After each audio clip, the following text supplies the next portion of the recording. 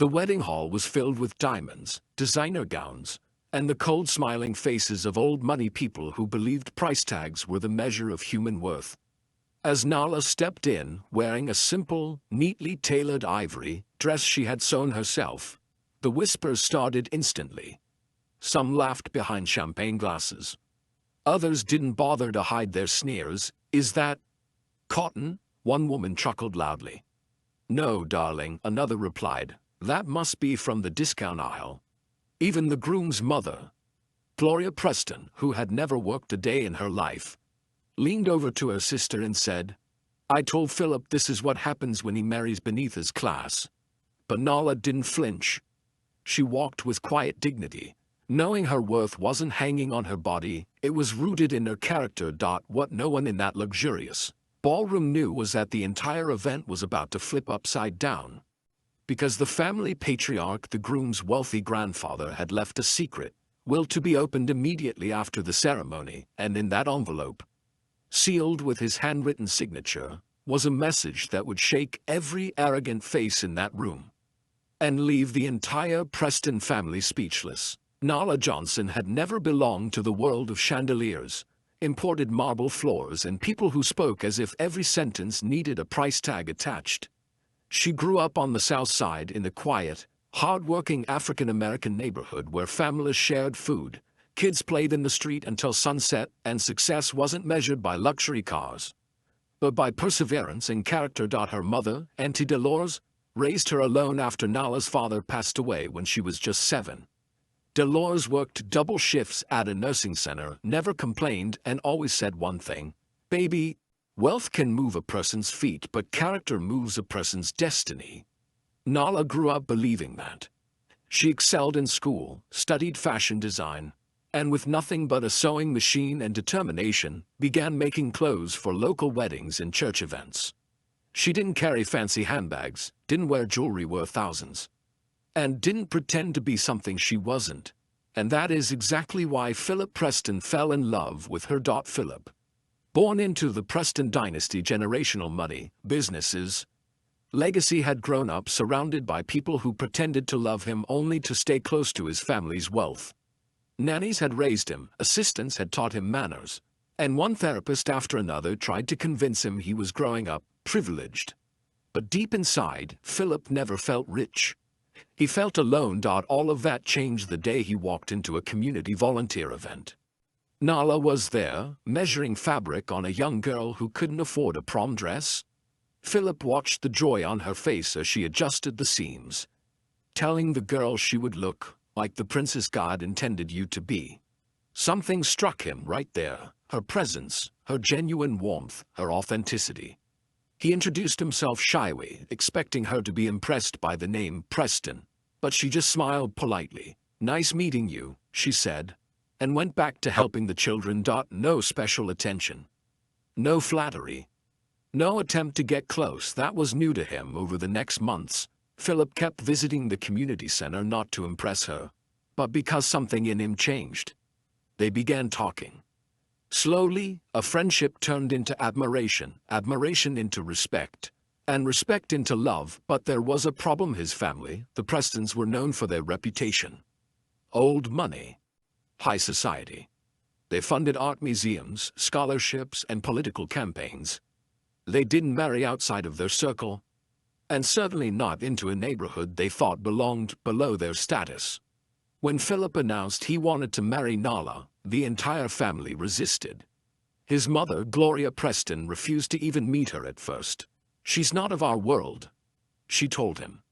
"Marriage is not just about love, it's about maintaining the family name."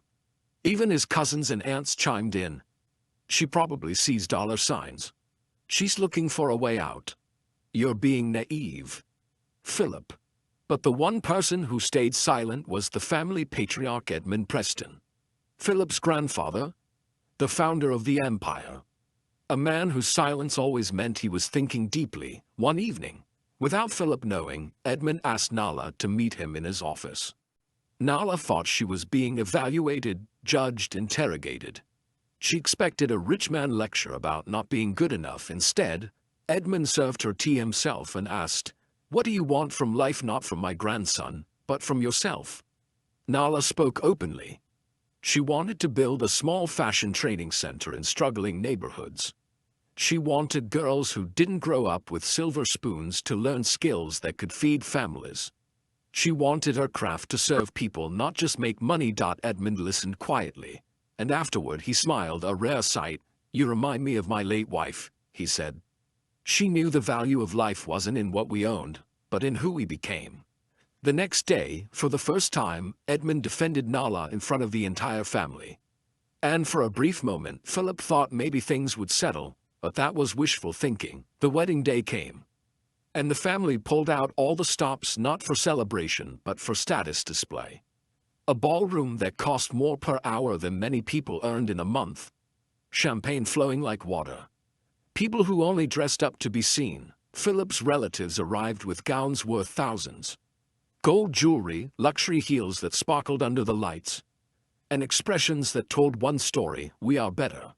When Nala entered the hall in her simple handmade ivory gown, the reaction was instant: gasps, smirks, raised eyebrows. Guests whispered as if she were a museum exhibit that didn't belong. Philip's cousin whispered loudly, "Enough for a table to hear. Is she from a thrift store runway?" His aunt added, "At least she could have borrowed something respectable." The judgment wasn't hidden. It was proudly worn by them like another designer accessory. Philip saw the humiliation in the room and felt his blood boil. But Nala placed her hand on his. "It's okay," she whispered. "People who are loud often feel threatened in silence." That sentence alone showed her strength, but something was strange. Edmund Preston, who never missed a major family event, was not at the wedding. His absence was noticed, whispered about. Even his daughter Gloria looked uneasy. Some believed he disapproved of the marriage. Others whispered that perhaps he was too ill to attend, but no one knew the truth. Right after the ceremony, a legal team arrived at the reception, holding a sealed envelope stamped with Edmund Preston's personal crest. The room froze. "Ladies and gentlemen," the lawyer announced, "per the instructions of the late Mr. Edmund Preston, this document is to be opened immediately after Philip's wedding." A gasp ran across the hall. "Late?"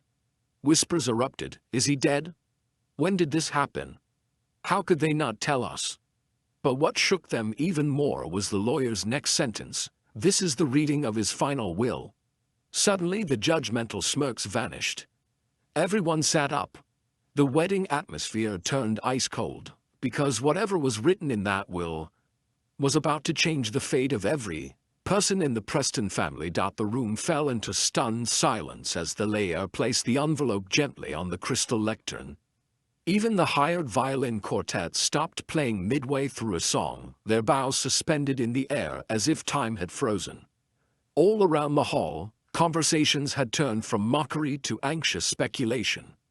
The very people who had laughed moments earlier now stared with wide eyes, worried about what Edmund might have written about them, their futures or their place in the family fortune. Philip squeezed Nala's hand, both confused and concerned. No one expected the patriarch to make such a dramatic announcement on their wedding day. As for Gloria Preston, her posture stiffened instantly. She had always controlled the family narrative with an iron tongue, and now something unknown threatened that control. The lawyer removed the seal slowly, clearly accustomed to dramatic silence. Many relatives leaned forward as if trying to see the words before they were read. The lawyer cleared his throat and began, "This is the final will and testament of Edmund Alexander Preston." The room reacted immediately. A series of quiet gasps rippled through the air. The legal wording always carried seriousness, but tonight it felt especially heavy, more like a bomb than a document. Nala remained calm, hands resting on her bouquet, not yet realizing that she was at the center of this unfolding storm. Once the formalities were read, the lawyer paused and said, "Mr. Preston wrote this section by hand 6 days before his passing." The moment those words were spoken, Gloria's painted smile twitched. She had expected the old man to leave instructions that favored his bloodline and traditions. Instead, the handwritten edition suggested something heartfelt, personal, and perhaps unexpected. The lawyer continued, "He begins, 'If you are hearing this, it means my grandson has chosen to follow his heart, and I could not be prouder. The gasp this time was loud and collective. Philip's eyes widened. He had always felt loved by his grandfather. But hearing it in the presence of people who doubted his choices gave the words immense power. Edmund's note went on. Our family has forgotten the values that built our legacy: dignity, humility, and respect. Wealth is not meant to be displayed. It is meant to serve. Several heads dropped. Those words were directed at almost everyone in the room. The lawyer continued reading. I have watched our family become consumed by status and superiority. And the woman my grandson has chosen reminds me of the compassionate roots we once lived by. Philip turned his eyes toward Nala, and in that moment his heart felt full. The woman beside him didn't need flashy decoration. Her presence alone carried strength. At the same table, Gloria stared ahead, her expression slowly turning to stone. The next paragraph read, Nala, I met you privately because I wished to know who you were beyond the surface. And I learned you are rich in all the ways my children and grandchildren have forgotten to be. The ballroom erupted with murmurs. Some looked at Nala now with a different kind of shock, not jealousy, but a dawning realization that Edmund had seen something deep in her before the rest of them ever opened their eyes. You possess vision, discipline, and compassion, the letter continued. If this family does not value you now, it will in the years to come. Her composure never broke. Yet inside, her heart trembled. She had never sought approval, but being recognized by a man of Edmund's stature meant something profound. At the next line, the lawyer paused, sensing the tension. And now, he read, regarding the matter of inheritance. Silence returned instantly. One could almost hear the breathing patterns in the room change. For years, the Preston relatives had assumed their futures were guaranteed shares of businesses, trusts, estates, all neatly divided and passed down. Edmund Preston's name meant long-term security. Now, every one of them waited with nervous hearts.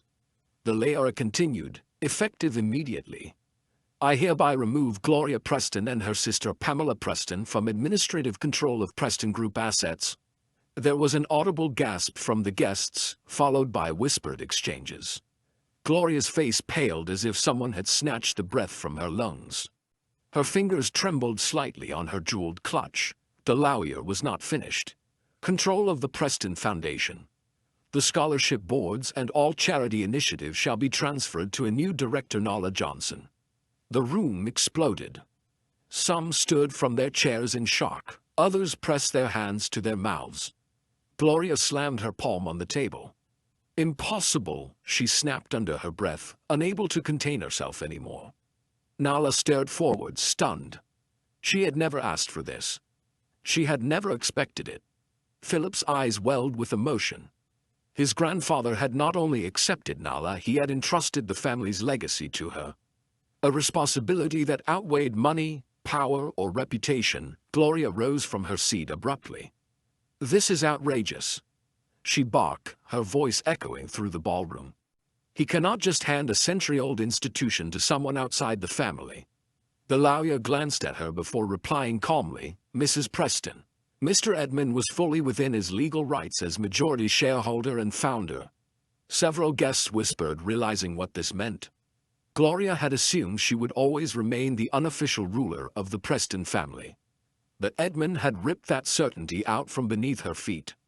And there was more still to come, the lawyer continued reading. Furthermore, in the event of my passing, the majority shares of Preston Group and Preston Holdings are to be held in trust until Philip and Nala come of age in leadership. The phrasing caused confusion. Come of age? Philip asked in surprise. The lawyer smiled faintly. Your grandfather believed leadership is not measured by age but maturity of heart. He expected both of you to spend time learning the world beyond wealth. Several relatives cut disapproving glances. They had long believed Philip was not responsible enough to run the empire. To them, this looked like a naive fantasy written under soft sentiment. But in Edmund's eyes, this was the only way to restore the Preston name. Gloria sank back into her seat, trembling uncontrollably. For decades she had fought to protect her status, hosting charity galas, managing public appearances, and creating the tasteful illusion that she was the family's moral center. But now the truth was exposed. She had never understood the heart of the empire. She had only been preserving the prestige. And Edmund had seen it. The layer then turned another page. As for my personal estate, including the Preston Mansion, the art collection, and legacy archives, they are to pass to Philip and Nala jointly. Philip exhaled heavily, overwhelmed. The house he grew up in, the halls he once walked without feeling heard, were now in his hands and hers. Gloria covered her face, shaking, but the will was not yet complete. The lawyer read the final handwritten paragraph, where Edmund spoke directly to everyone present. A marriage is not strengthened by wealth. It is strengthened by shared struggle, shared purpose, and unwavering loyalty. Philip and Nala will build what we have forgotten. Let this will remind all of you that power is not inherited, is earned. The letter concluded with a postscript. If anyone contests this will, they forfeit their share immediately. Gloria looked as if she had been slapped. Contesting the will meant losing everything. Remaining silent meant living under a new family hierarchy where she was no longer the ruling voice. She had been trapped. It was the first time in her life she had no strategic move left. The lawyer bowed his head and said, "This concludes the reading." A thick, stunned silence swept across the hall. The wealthy extended family members, once smug and proudly superior, sat frozen. The guests who had mocked Nala's handmade dress now avoided her eyes entirely. Their earlier arrogance evaporated under the reality that the woman they laughed at had been chosen to carry the Preston legacy. Meanwhile, the violinists slowly resumed their melody, creating a surreal contrast, the music playing while the power structure of an entire dynasty collapsed and rebuilt itself at a single wedding reception. Nala finally spoke softly. "I never asked for this. I only wanted to marry the man I love." Her voice was steady yet sincere. She did not boast.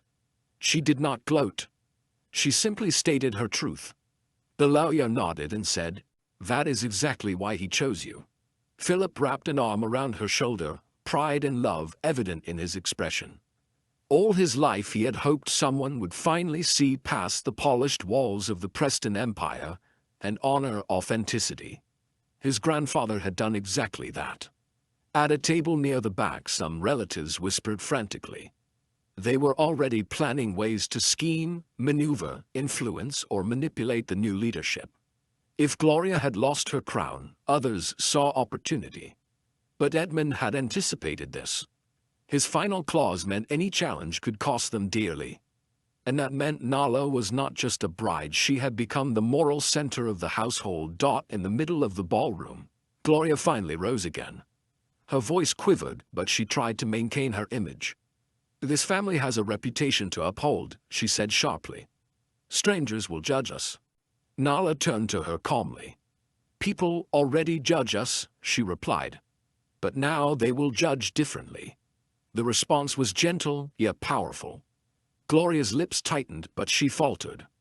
The younger woman possessed something she could not overpower: dignity combined with legitimacy. Before the moment could settle, one of Gloria's brothers stood up and said loudly, "I want to know whether this trust can be delayed.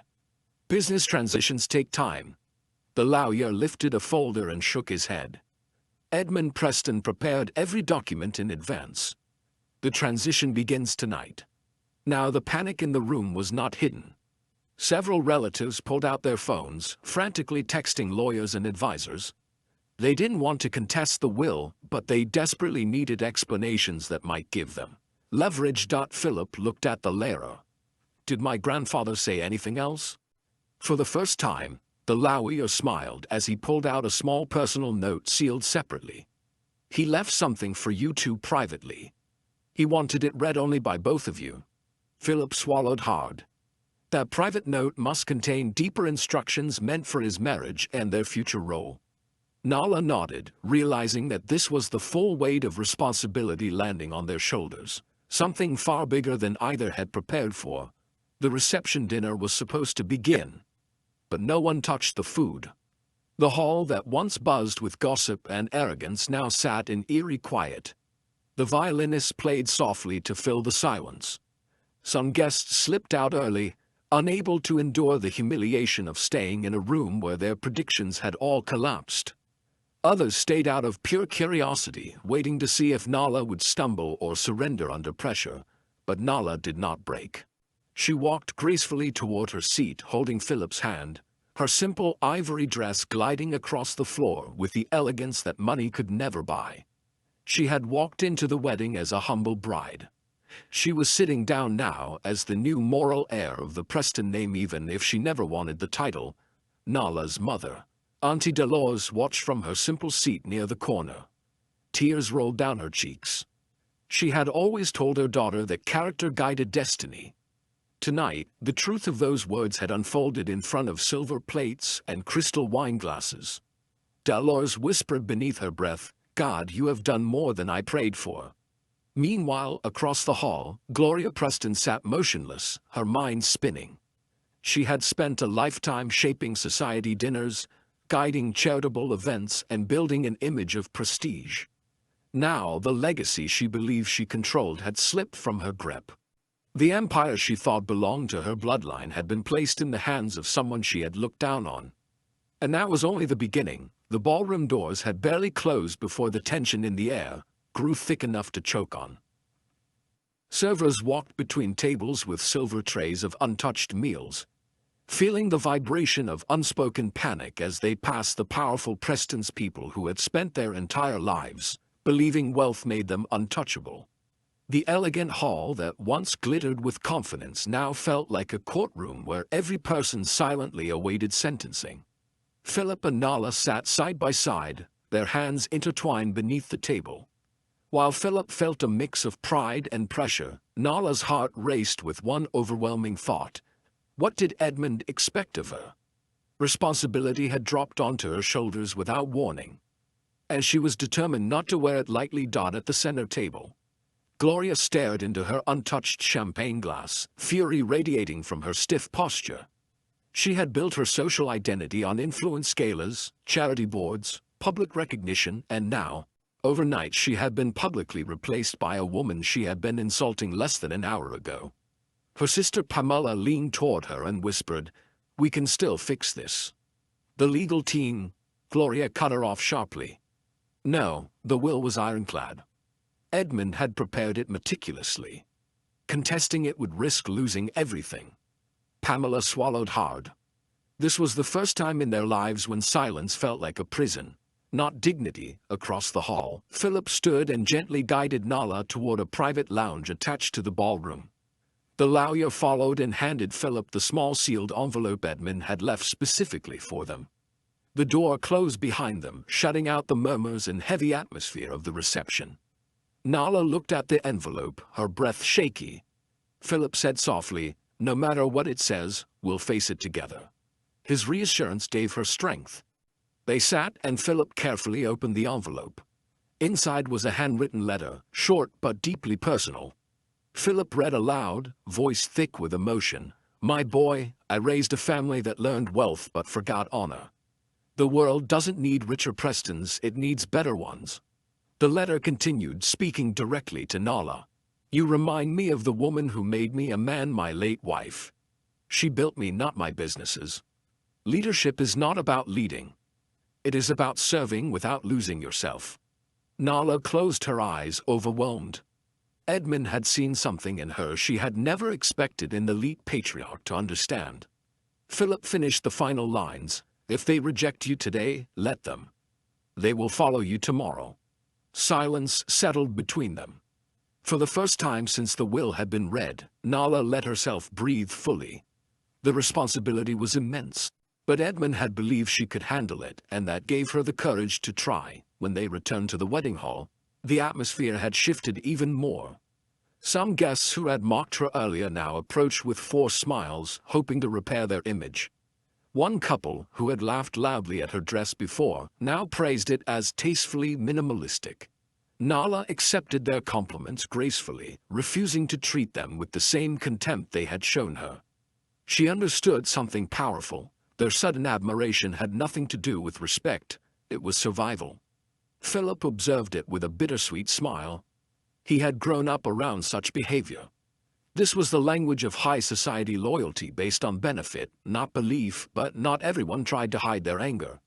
From the far end of the hall, a young man named Victor Preston Phillips' arrogant cousin stormed toward them. He was one of those who believed the empire should naturally pass to him. "This is ridiculous," Victor growled. "My grandfather must have been manipulated." Philip stepped protectively in front of Nala. "Watch your tone," he warned. Victor scoffed. "You think the woman in a homemade dress is going to run Preston Group?" His voice dripped with sarcasm. Nala looked him in the eyes and replied calmly, "Clothes don't make leaders. Their actions do." The words struck harder than anger ever could. Victor clenched his jaw, humiliated before he could retort. The lawyer walked over and said, "Mr. Preston, your grandfather recorded a video message as well. I would advise you to watch it before accusing him of confusion." Victor backed off slightly, clearly shaken by the news. But his pride refused to let him retreat gracefully. "This isn't over," he hissed quietly. Nala did not react. Philip stared him down until Victor turned and walked away, tension still radiating from his stiff posture. The lawyer leaned forward and whispered to Nala. Edmund knew there would be resistance. He prepared for every possible reaction. She nodded slowly. Edmund had been more strategic in death than some had been in their entire lives. Meanwhile, Gloria Preston was still seated, staring without blinking. Her world had cracked open so suddenly she could not move from the shock. Pamela tried to comfort her again, but Gloria whispered something almost out of character. "He didn't trust me." Her voice trembled not from anger but from heartbreak. For the first time, she was not fighting.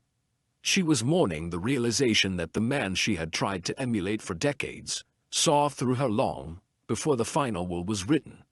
Pamela placed a hand on her sister's shoulder but offered no false hope. Sometimes the truth didn't need an argument, just acknowledgement. The dinner resumed awkwardly. Guests forced themselves to cut into plated steak and lobster, though the food tasted like nothing. Crystal glasses chimed quietly, but the warmth of celebration had disappeared.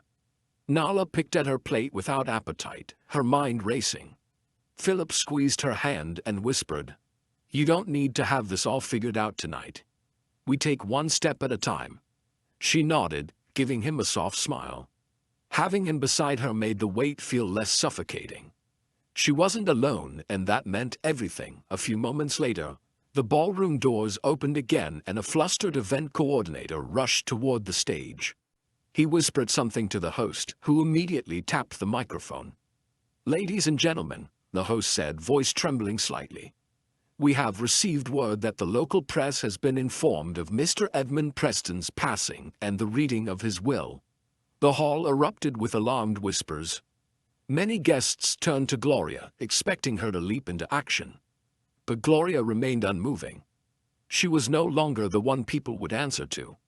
The host continued, "Reporters are arriving outside." That meant the private humiliation was about to become public news. Philip turned to Nala and whispered, "This is our first test. How we handle the press sets the tone for everything." She swallowed, suddenly aware that the spotlight she never wanted was now shining directly on her. A few minutes later, a PR representative approached them. "The journalists want a statement," she said nervously. "If we don't speak, they'll define the story themselves." Philip looked at Nala. Silence wasn't an option. The world was about to learn the Preston Empire had changed. Hands end, the reaction could either build Nala up or crush her. Before she even began, they walked toward the entrance as camera flashes exploded against the glass doors. Reporters surged forward, shouting questions. Is it true the patriarch left control of Preston Group to the bride? Was this planned? Did the family approve? Is Mrs. Nala Preston qualified to lead? Security tried to maintain order, but the flood of questions kept coming. Nala lifted her chin, recalling Edmund's handwritten words, "Leadership is about serving without losing yourself." She stepped forward and spoke calmly, microphone in front of her, cameras flashing. "Tonight, a great man's life and legacy came to a close. We are grieving not just a leader, but a mentor who believed in compassion before power." The crowd quieted. No angry defense, no bragging, just poise and sincerity. Mr. Preston trusted the next generation to restore the values he built this family on, she continued. And as long as Philip and I have breath in our bodies, we will honor that responsibility with integrity. Her tone was composed, warm, and confident. Reporters exchanged stunned looks. Instead of cracking under pressure, Nala had taken control with dignity. One journalist stepped forward and asked, "Do you have a business background?" Philip prepared to respond, but Nala gently shook her head and answered herself. "No, I have something else, life experience and a commitment to community. And I will learn, just as every great leader has learned." The answer was honest, humble, and powerful. Philip stared at her with awe. This was exactly the strength his grandfather had seen. Cameras flashed rapidly now, but a different tone filled the air, less aggression, more curiosity and respect. Philip then stepped forward and added, "My grandfather knew that wealth without purpose is empty. We intend to build something that honors people, not just profits." The PR representative standing nearby let out a small sigh of relief. The message was strong, clear, and human. The press conference ended on a surprisingly positive note, and security guided the couple back inside. When they returned to the ballroom, several young waiters, people from working backgrounds, smiled at Nala as she passed. Their eyes shone with admiration. They had seen wealthy guests belittle her, and now they had seen her stand tall with grace.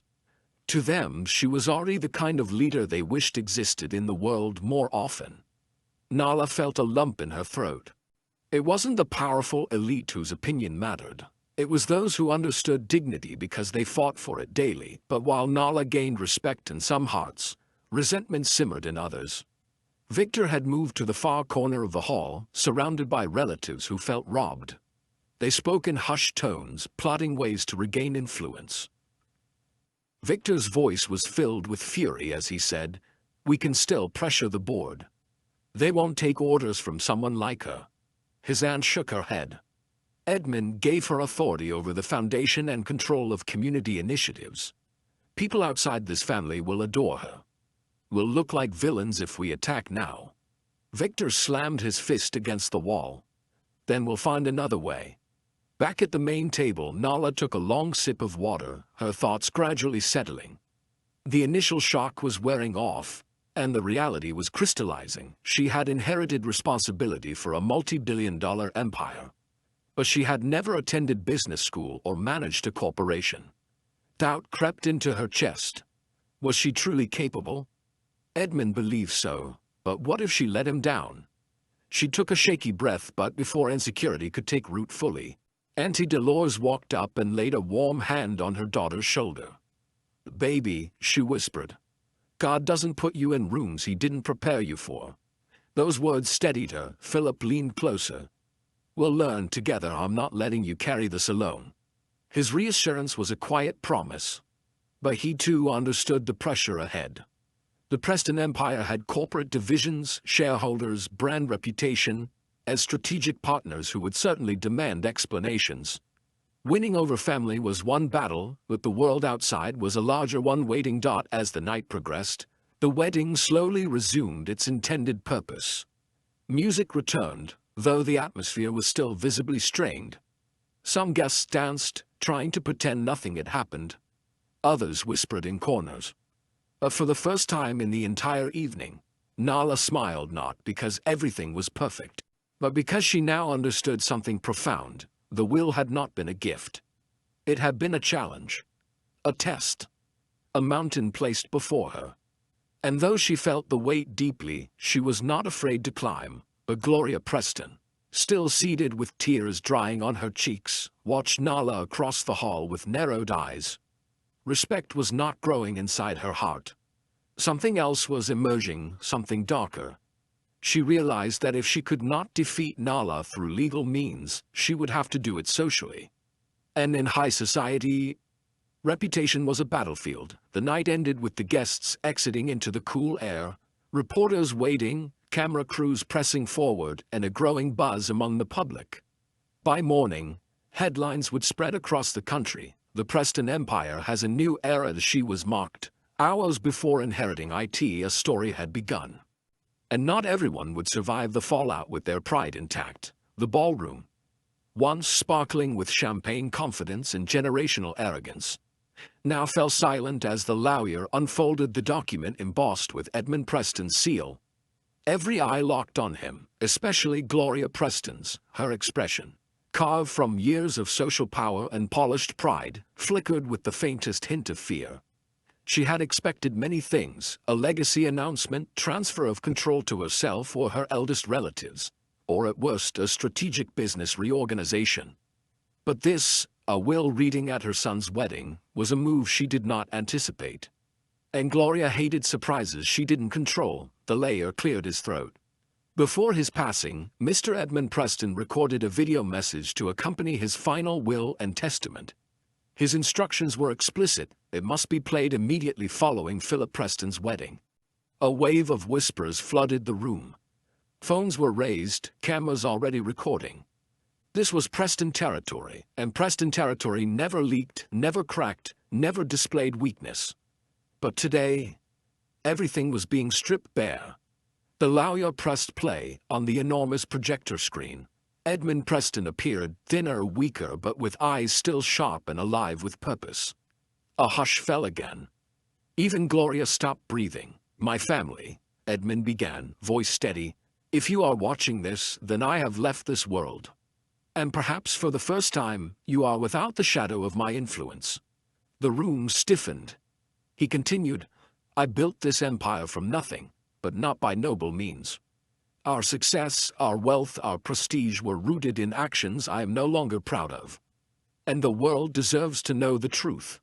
Gasps exploded from every corner. Gloria pressed a hand against the table to steady herself. Edmund did not stop. "We underpaid workers. We ignored communities whose children suffered while we climbed higher.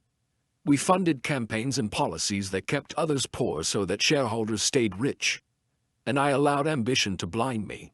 Phones in the hall began buzzing with notifications. Someone had already gone live. Another had uploaded video clips. The greatest secret in the Preston family's history was escaping the walls instantly. Edmund took a deep breath in the recording. "I've spent the last years watching my family grow wealthy and lose its soul. The arrogance, the entitlement, the worship of status, these things were my doing. And only I can correct them." A slow rumble echoed through the hall: confusion, anger, disbelief. Then the bomb dropped. "Therefore, I am announcing that the majority of the Preston Empire, shares, voting control, assets, and philanthropic divisions will pass not to Gloria, not to the board, not to old money, but to a woman who represents what this family forgot." The camera zoomed in slightly, Edmund's eyes glowing with conviction. "To Nala Johnson." The room erupted. A dozen voices shouted. Chairs scraped the floor. Someone yelled, "Impossible." Another, "Where's the legal basis?" The voices rolled together like thunder. But Edmund continued in the video. "Nala reminds me of a time when our dreams helped others instead of stepping on them. She will lead a new direction, one that lifts the people our wealth once ignored." Gloria could no longer remain seated. She stood, trembling with controlled rage. "No," she hissed under her breath. "This is manipulation. This is not legal. Philip has been deceived." But before she could take a step forward, the video made everything worse. "Philip, my grandson," Edmund said, looking directly into the camera, "you will be granted full executive authority on one condition. You must choose legacy with morals, not legacy with reputation. Nala is not just your wife, she is your compass." Philip's eyes began to shine. He squeezed Nala's hand. But Edmund wasn't finished. "If you betray this mission, the entire empire dissolves automatically. And its assets will be transferred to the Preston Foundation for Community Uplift, to fund schools, healthcare, and job programs in the same neighborhoods we turned our backs on." The ballroom fell deathly silent. That was the last stroke of Edmund's pen. The ultimate moral checkmate. He closed the video with one final sentence. "May this family finally learn that wealth without humanity is just well-packaged poverty."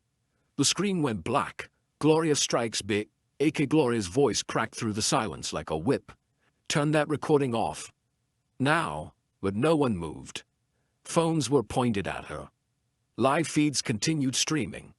Hashtags were already popping up. Hashtag Preston scandal. Hashtag Edmund exposed. Hashtag Bride inherited everything. Hashtag NALA takes the reins. Gloria felt her control slipping, something she had never permitted in public. The lawyer spoke firmly. The will is verified, witnessed, and already logged with the state.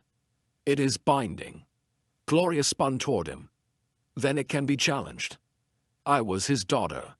I was the rightful successor. This, she swept her hand toward Nala, is an intrusion. A corruption of judgment. I don't care what he signed. Philip stepped forward. Mother, stop.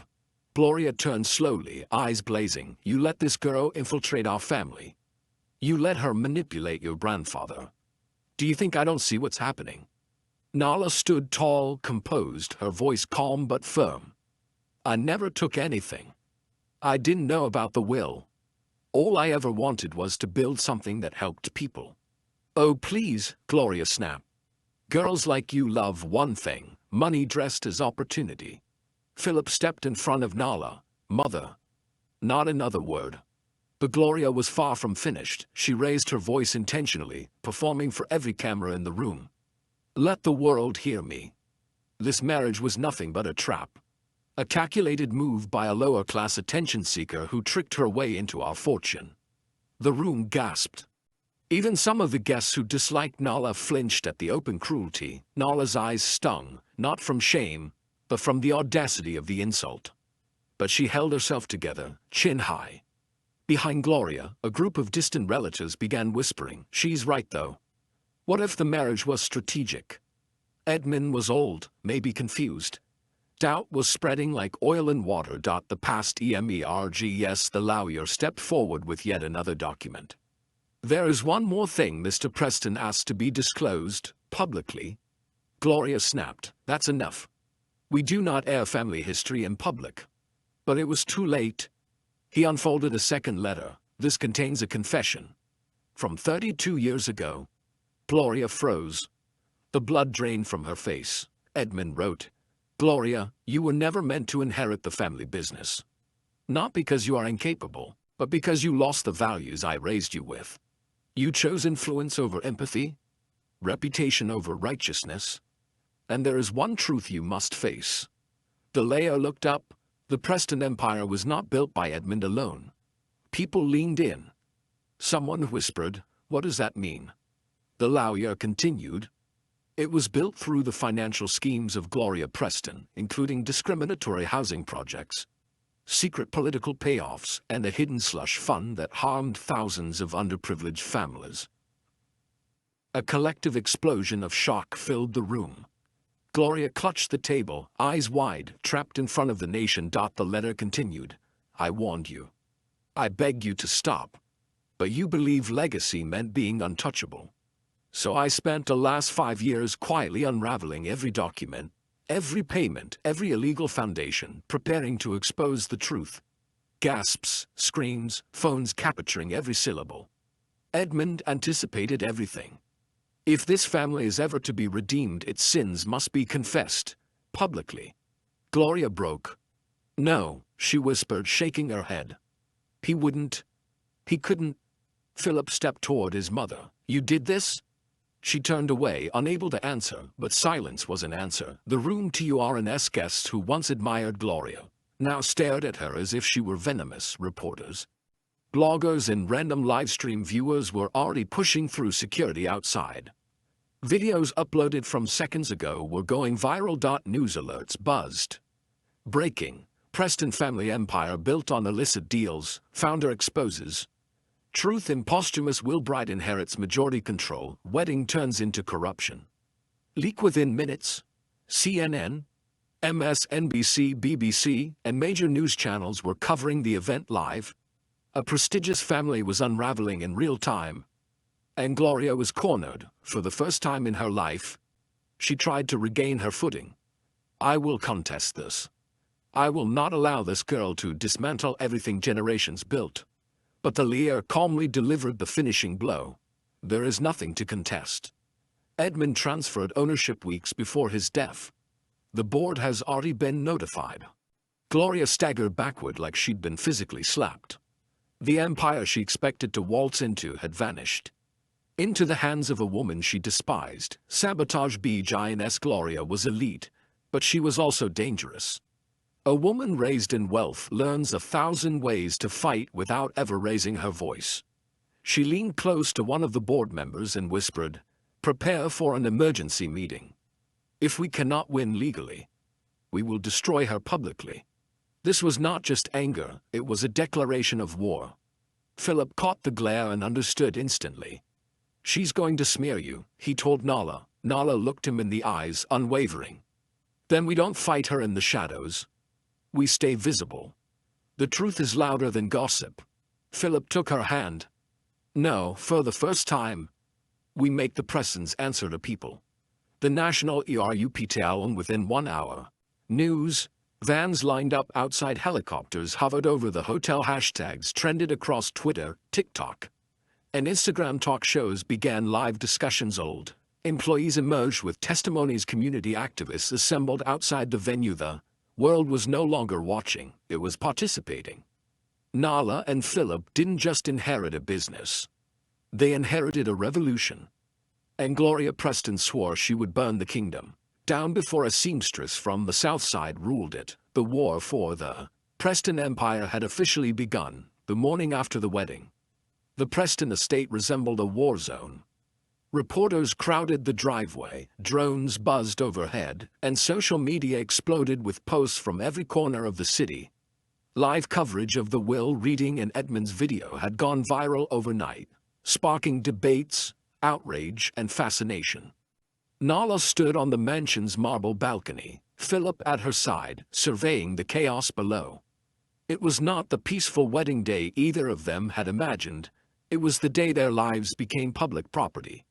Yet for the first time, Nala felt a sense of clarity. They had inherited more than money. They had inherited power to do good, and the weight of responsibility now fueled courage instead of fear. Inside the estate, Gloria Preston paced her suite like a caged tiger. Her silk robe swished angrily as she calculated every possible way to reverse the events that had humiliated her publicly. She had called emergency meetings with the board, sent frantic emails to lawyers, and even reached out to old family allies, all of whom were cautiously stepping back. The board members were already aware of the legal impossibility of overturning Edmund's meticulously prepared documents. Each failed attempt to regain control sharpened Gloria's desperation. Her obsession with family reputation, once her greatest weapon, had now become her prison. She realized she had underestimated the intellect and influence of the woman she had mocked hours earlier. Meanwhile, Nala and Philip convened their first strategy meeting with the loyal senior staff. Nala spoke first, her voice steady despite the roaring storm outside. "We are not here to destroy the family or to humiliate anyone. Our mission is to restore integrity, accountability, and trust to the Preston name. The past is exposed, yes, but we will shape the future responsibly." Philip nodded in agreement, adding, "We need transparency. We need to communicate openly with the public. Gloria and anyone trying to sabotage us will be unable to manipulate perception if we lead with honesty." Their approach was radical, but calculated. Embrace visibility, lead with morals, and let the truth shield them from attacks. As expected, Gloria's sabotage began almost immediately. She leaked selective parts of Edmund's history to tabloid journalists, attempting to frame Nala as an opportunist who had manipulated Philip for access to wealth. Headlines blared, "New bride exploits Preston Empire, Nala Johnson, Cinderella or Con. Scandal rocks prestigious family." The city buzzed. Friends of the family whispered behind closed doors. Some former employees aligned with Gloria, sharing anecdotal criticisms of Nala's upbringing, her humble background, and the wedding dress she had worn. It was chaos, calculated, orchestrated, and meant to undermine the couple's credibility, but Nala remained unshaken. In a press conference broadcast live nationwide, she addressed the accusations directly. "I did not ask for this legacy. I did not manipulate anyone. My only purpose is to honor the values my late grandfather entrusted to me and Philip. The empire must now serve communities, uplift the disadvantaged, and lead with integrity. That is my promise." The response was instantaneous. Social media shifted. Hashtags now included #integrity over arrogance and #NALA leads Preston. The public reaction turned against Gloria. People admired courage and transparency more than entitlement and scandal. Gloria's fury escalated. Realizing that conventional sabotage failed, she attempted to interfere with business operations directly.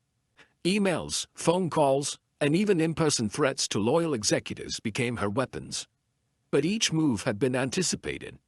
Nala had taken a systematic approach to secure assets, board votes, and community relationships. Philip managed the day-to-day operations, ensuring no one could bypass Nala's authority. Their coordination and moral clarity gave them an edge Gloria could not overcome. No matter her connections or wealth. By midweek, news outlets had begun investigating the Preston Foundation, which Edmund had set up to oversee community projects. This foundation, now under Nala's guidance, immediately funded scholarships, healthcare programs, and small business initiatives in neighborhoods previously ignored. Stories of Preston legacy being redirected to social good captured public imagination. Gloria's efforts to smear Nala backfired spectacularly. The more she attacked, the more public sympathy leaned toward the new heirs. Every scandal she manufactured highlighted her arrogance, contrasting sharply with Nala's calm competence. Frustrated and increasingly isolated, Gloria confronted Nala directly at the estate. "You think this will end here? You are nothing but a social experiment gone public." She spat, her voice cold and venomous. Nala, poised and unafraid, replied, "Gloria, I have no desire to destroy anyone. But the Preston name is bigger than personal grudges. Your time of control ended because your values no longer match the family's future. I am here to rebuild, not to fight you." Gloria's eyes narrowed. Pride battled reality. She realized her influence was collapsing legally, publicly, and socially. Meanwhile, Philip uncovered sensitive documents revealing just how much of the family empire was tainted by unethical deals. Edmund had anticipated that Nala and Philip would face scrutiny and opposition. With the documents in hand, they launched a transparent audit, openly admitting past wrongs while committing to reforms. Transparency became their greatest weapon. Every press interview, every social media post, and every community meeting reinforced the moral authority they now wielded. The story went nationwide, capturing attention on major networks, news channels, blogs, and social platforms. As Gloria's schemes failed, she became increasingly erratic. One morning, she attempted to access secure files to manipulate shareholder votes. Security caught her in the act. Philip, confronted by the breach, remained calm. "Mother, this is over. You cannot reverse what has been done. Your methods only damage you now." Gloria, stunned and humiliated, realized the public scandal had turned fully against her. Loyal staff, once fearful of her, now openly supported Nala and Philip. Her reputation, carefully built over decades, was crumbling. By the end of the first week, the couple had consolidated power legally and morally. Nala assumed leadership of the Preston Foundation and board committees, ensuring accountability and oversight. Philip managed the empire's corporate divisions, enforcing policies of transparency, fairness, and community engagement. Gloria, once the family matriarch in influence, was now a cautionary tale of hubris and obsession. The headline spoke volumes. From arrogance to accountability, Preston Empire reborn, bride leads legacy, mother loses grip, Preston Foundation, wealth with morality. In private moments, Nala and Philip reflected on their journey. They were exhausted but invigorated. They had faced public scrutiny, family sabotage, and the enormous weight of inherited power. Yet, in every challenge, they found an opportunity to exemplify the principles Edmund had championed: dignity, morality, service, and courage. Together, they not only preserved the empire but transformed it into a force for good. The climactic lesson was clear. Legacy is not about birthright or wealth alone. It is about values, vision, and the willingness to act in service of something greater than oneself. Gloria Preston, elegant, cold, and obsessed with reputation, had underestimated that principle, and she paid the price. Meanwhile, Nala, the once mocked bride, emerged as a symbol of integrity, leadership, and redemption. Philip, balancing love and moral responsibility, stood by her side, ready to guide the empire into a future his grandfather had envisioned. The city, the nation, and social media continued to buzz, replaying Edmund's final messages, Gloria's failed attempts, and Nala's calm, principled responses. In the chaos of scandal, the couple's measured, morally grounded leadership shone. Across the country, people watched and learned that power without ethics is fleeting. But courage paired with conscience can endure. The Preston Empire had survived the storm, but it had been transformed entirely. And at the center of this transformation stood a bride, her husband, and a vision that no wealth, threat, or social expectation could extinguish. The sun rose over the city, casting a golden light across the Preston estate that had witnessed chaos, betrayal, and revelation. After days of scandal, nationwide coverage, and relentless scrutiny, a fragile calm had settled. Nala stood on the balcony, watching the early morning activity as staff prepared for the day. It was no longer just a mansion. It had become the headquarters of a transformed legacy. The Preston name, once associated with power wielded selfishly, was slowly being reshaped into a symbol of responsibility and justice. Nala felt a quiet pride in the knowledge that through courage and moral conviction, she had turned humiliation into opportunity, and opportunity into leadership. Philip joined her, carrying a cup of coffee, his gaze sweeping over the city with a mixture of awe and determination. "The headlines are still buzzing," he said, a slight smile on his lips. "But it's changing people. Even Gloria's allies are starting to see that the old ways won't work anymore." Nala nodded. "It wasn't about defeating her," she said softly. "It was about proving that integrity always outlasts arrogance. That's the real lesson." Philip took her hand, their fingers intertwining as they silently acknowledged the long road they had ahead. Leadership was never simple, but together they could navigate the challenges. Gloria Preston, once the unchallenged matriarch of wealth and reputation, had retreated into quiet defeat. The nation had seen her power crumble, her attempts at sabotage exposed and mocked, her influence reduced to whispers behind closed doors. For the first time in decades, she confronted the truth of her own flaws. Ambition untethered from ethics leads only to isolation and ruin. While she remained a part of the family, her role had been fundamentally redefined. Pride no longer dictated her actions. Reflection had replaced obsession, even if begrudgingly, across the country. The Preston Foundation had already begun to make tangible differences. Schools that had lacked basic supplies received resources. Community clinics were funded. Mentorship programs for underprivileged youth were established.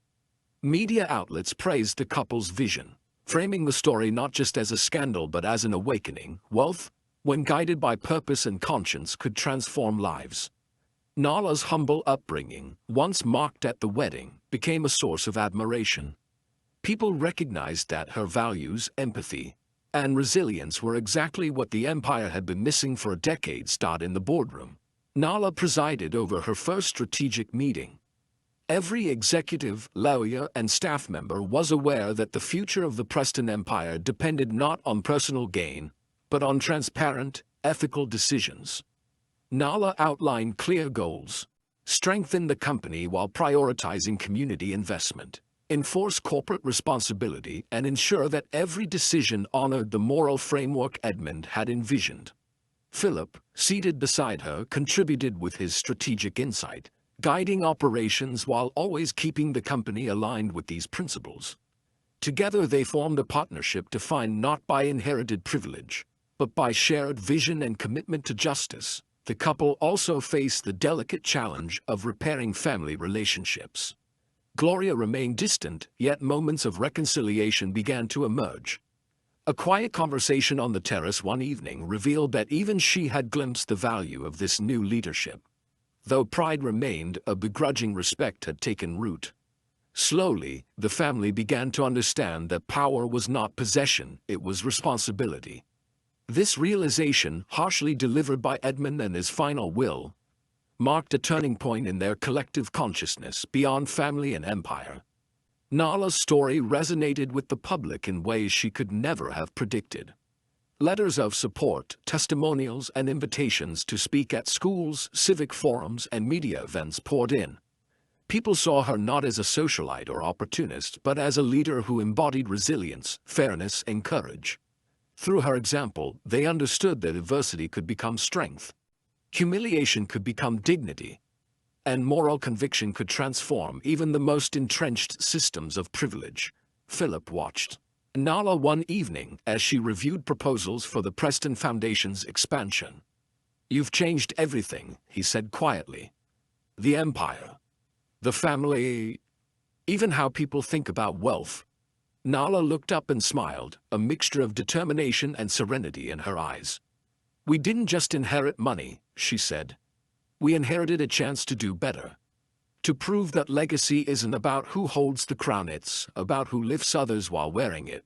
The city outside the Preston estate was alive with conversation about the family, the scandal, and the moral rebirth of one of its most powerful dynasties. The story of Nala, the bride once mocked for her clothes, and Philip, the heir navigating the complex terrain of legacy and ethics, had become a nationwide parable. Newspapers, social media platforms, and talk shows replayed Edmund's recorded message, Gloria's fall, and the couple's emergence as symbols of integrity. Children, teenagers, and adults alike saw a new model of leadership, one grounded in values, courage, and justice. As the day came to a close, Nala and Philip stood together on the balcony once more. Lights shimmered across the city, mirroring the path they had traveled from humiliation to triumph. The empire had survived not through secrecy, fear, or domination, but through transparency, morality, and resilience. Edmund's final instructions, Gloria's opposition, the public scandal, and their own perseverance had forged a new era. The Preston name would no longer be synonymous with entitlement and arrogance, it would stand for redemption, ethical leadership, and service to the community.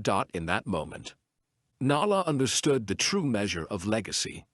It was not wealth, reputation, or status, it was the courage to act rightly, the strength to endure criticism, and the wisdom to transform adversity into opportunity. She and Philip had faced betrayal, scandal, and relentless scrutiny, yet emerged stronger, wiser, and morally victorious.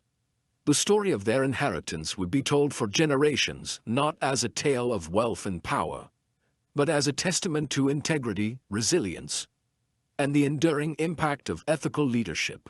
The chapter closed not with a sense of finality, but with promise. A promise that wealth could be wielded responsibly, that families could confront their flaws openly, and that the most unlikely individuals could rise to guide a legacy toward justice. Nala, once mocked and underestimated, now stood at the center of a transformed empire, her moral compass lighting the way forward. Philip, by her side, ensured that vision would be realized. Together they embodied a timeless truth. True power is measured not by what you inherit, but by what you do with it. And as the city lights glimmered into the night, the Preston Empire shone in a new light, a beacon of integrity, resilience, and hope for the generations to come. The story of Nala and Philip is far from over. What began as a wedding filled with ridicule and betrayal became the turning point of a family, a fortune, and a legacy. Nala, the bride once mocked for her humble clothes, rose above every insult, every doubt, and every scheme to become a symbol of courage, integrity, and transformation. But the Preston Empire is still full of secrets, power struggles, and challenges that could either cement their legacy or threaten everything they fought for. If you were inspired by Nala's journey, her resilience, her courage, and her unwavering morality, then join us for the next episode. Subscribe now, hit the notification bell, and be part of the story as we follow the next twist, the battles, and the victories in the world of the Prestons. Trust us, you won't want to miss what happens when legacy meets justice.